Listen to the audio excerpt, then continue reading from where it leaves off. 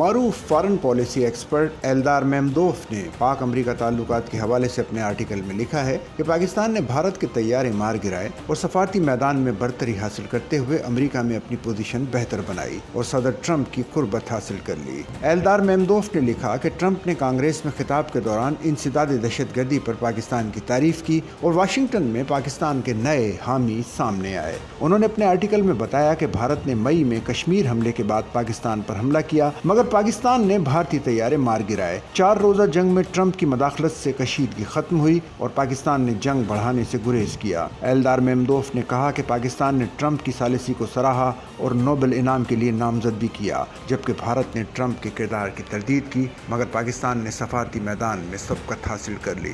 پاکستان کے کردار پر انہوں نے مزید لکھا کہ مودی کی واشنگٹن آمد نہ ہو سکی، جبکہ ٹرمپ نے وائٹ ہاؤس میں فیلڈ مارشل عاصم منیر کو مدعو کیا۔ ماہر عالمی امور نے کہا کہ جنرل عاصم منیر کے مستقل مزاج اور متوازن رویے نے ٹرمپ کو متاثر کیا۔